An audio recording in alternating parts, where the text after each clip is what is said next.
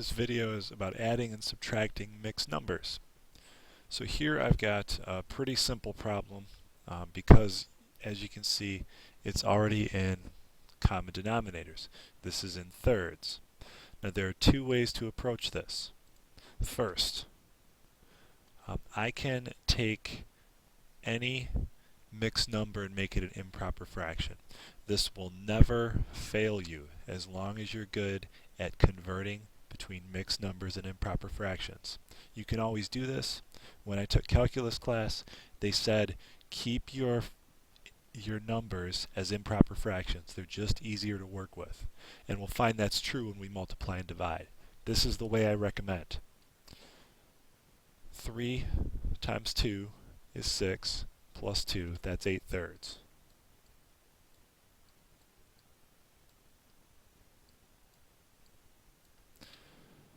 Three times 5, that's 15, plus 2, that's 17 thirds. I add those together and I get 8 plus 8 plus 17, that's 25. 25 thirds. So now I've got to go backwards. I've got to make this improper fraction back to a mixed number. 3 goes into 25, let's see, that would be 8 times, because 8 times 3 is 24. And then 25 minus 24, that's a remainder of 1. So this would be 8 and 1/3. Now this is one way to approach this problem. It'll always work. Convert to improper fractions, add them up, convert back to a mixed number. And here's what the problem looks like. 1, 2, and 2/3, or 1, 2, 3, 4, 5, 6, 7, 8 thirds, 8 thirds, plus 1, 2, 3, 4, 5, and 2/3, or that's 17 thirds. 3, 6, 9, 12, 15 thirds, 16, 17 thirds. I add them together and I get 1, 2, 3, 4, 5, 6, 7, 8, and 1/3, or 25 thirds.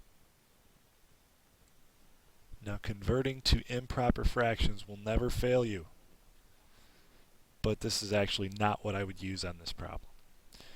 Because I understand carrying. Remember carrying? Like 17 plus 8. Well, 7 plus 8, that's 15. And this is the ones place, which means I have to carry over 10. We used to call it carrying. I don't know what you guys call it.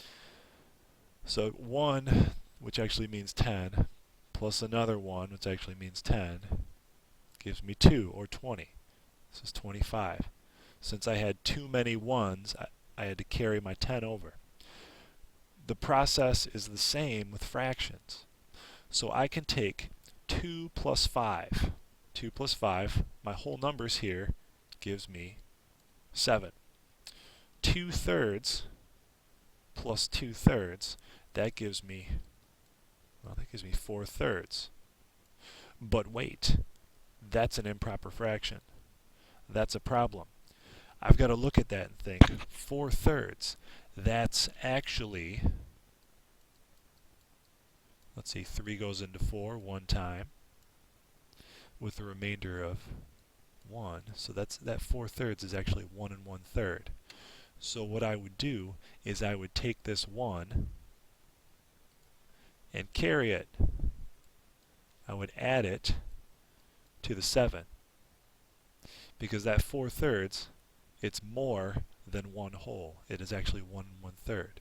So my answer would be 8 and 1/3. Still the same answer, it's just a different way of looking at it. So sometimes it's easier to look at it and take 5 plus 2, take the whole numbers, add them up, take the fractions, add them up. And then if you need to, it's like you're carrying.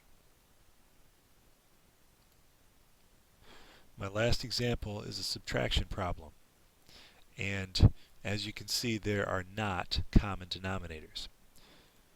The easiest way to do this is to get a common denominator first, because the only thing I have to change is the fraction. 4 is 4 wholes, four ones. No matter what denominator there is, it's still 4. I could make this into a hundredths. I'm still going to have 400 of those hundredths. Doesn't matter. I can look at 4 and 8 and know that 8 is a multiple of 4. So what I would do is multiply just the fraction, multiply both of these by 2, and that would give me 4 and 2/8 minus 1 and 5/8. So procedure 1. Like I said before, you cannot fail with improper fractions. And that's what I would recommend on subtraction. I won't do it because I understand borrowing, but on a test, when I want to be perfect, I'm going to change this into an improper fraction, then subtract. So these are eighths. I have 4 wholes here, so that means I have 4 8/8. 4 of those. So like 8/8, I have 4 of those.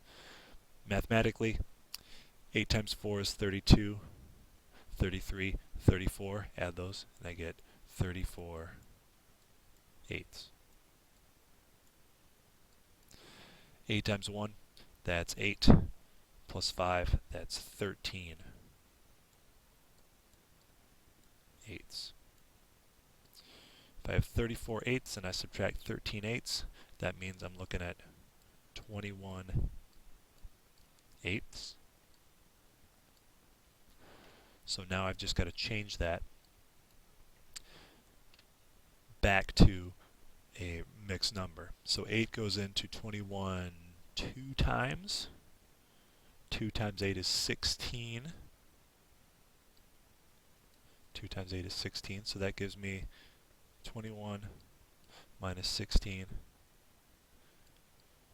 gives me a remainder of 5. So I've got 2 and 5/8. So here I'm showing you this problem. I've already taken my 4 and 1/4 and converted it into eighths. So I've got 1, 2, 3, 4, and 1, 2 out of 8, 4 and 2/8. And I'm subtracting 1 and 5/8. So the way I can look at this is that 1, 2, 3, 4, 5, 6, 7, 8, 9, 10, 11, 12, 13 of these 8s are going to go away. So there's 2 of them. 1, 2, 3, 4, 5, 6, 7, 8, 9, 10, 11, 12, 13. They're gone. What I'm left with is 2 and 1, 2, 3, 4, 5. 5/8. That's how I think of it with improper fractions. I'm taking all the 8s I have, 34/8, and I'm subtracting this number of 8s, 13/8. I'm not trying to say 8s, I'm trying to say eighths. Back to this problem. We know it's 4 and 2/8. Got to have those common denominators.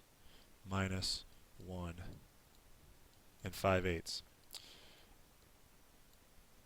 Now, like I said before, you can always use improper fractions. If you want to be perfect on a test, that's the way to do it. You can't go wrong. But I wouldn't actually solve it this way. The way that I would solve this would use borrowing. So remember borrowing? Let's say you take 22 and you're subtracting, I don't know, 6. So you start at the ones place and you say, that 2, it's too small. It's bigger than 6.